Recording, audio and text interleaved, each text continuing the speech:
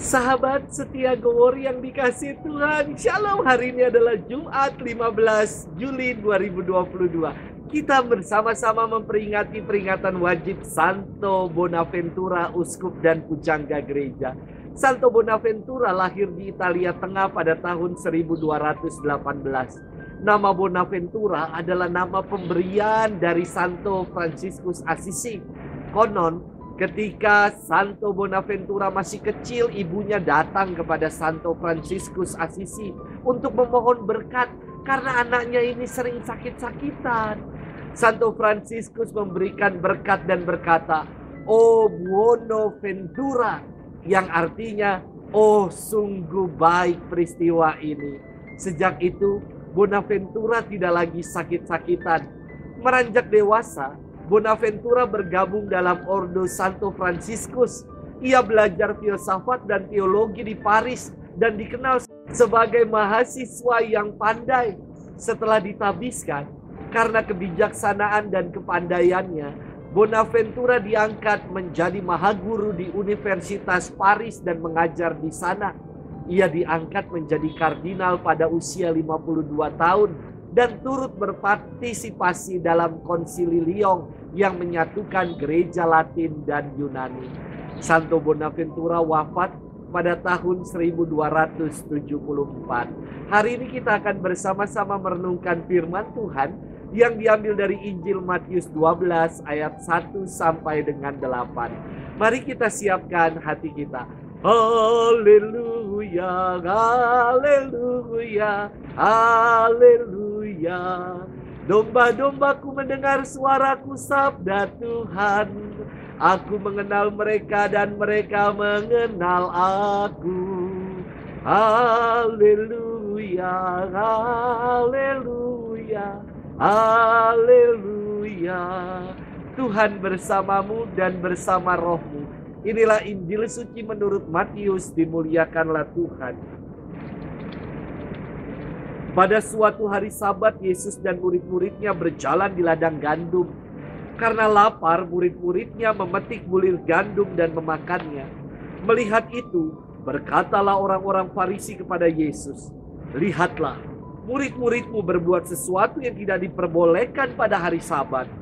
Tetapi Yesus menjawab, "Tidakkah kalian baca apa yang dilakukan Daud ketika ia dan para pengikutnya lapar?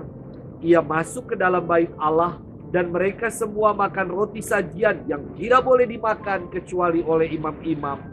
Atau tidakkah kalian baca dalam kitab Taurat bahwa pada hari-hari Sabat imam-imam melanggar hukum Sabat di dalam bait Allah namun tidak bersalah? Aku berkata kepadamu, di sini ada yang melebihi bait Allah. Seandainya kalian memahami maksud sabda ini, yang ku kehendaki ialah belas kasihan dan bukan persembahan. Tentu kalian tidak akan menghukum orang yang tidak bersalah, sebab anak manusia adalah Tuhan atas hari Sabat." Demikianlah sabda Tuhan. Terpujilah Kristus. Sahabat setia Gowor yang dikasihi Tuhan, Shalom. Senang sekali rasanya sekarang di lingkungan-lingkungan kegiatan umat kembali dilakukan secara luring. Kehangatan persaudaraan kembali dirasa. Dan inilah persekutuan gereja yang sejati. Namun, ada juga yang merasa belum nyaman dengan perjumpaan langsung dan nyaman dengan pertemuan daring. Tetapi kan kalau daring, arem-arem dan nasi kotaknya virtual. Masa ke pasar dan ke mall bisa, tetapi bersekutu dalam nama Tuhan di lingkungan gak bisa. Sahabat setia Gowor yang dikasihi Tuhan, dalam firman hari ini, Yesus ditegur oleh orang-orang Farisi karena murid-muridnya memetik bulir gandum di hari Sabat. Mereka mencela Yesus dan berkata, "Lihat, murid-muridmu berbuat sesuatu yang tidak diperbolehkan pada hari Sabat."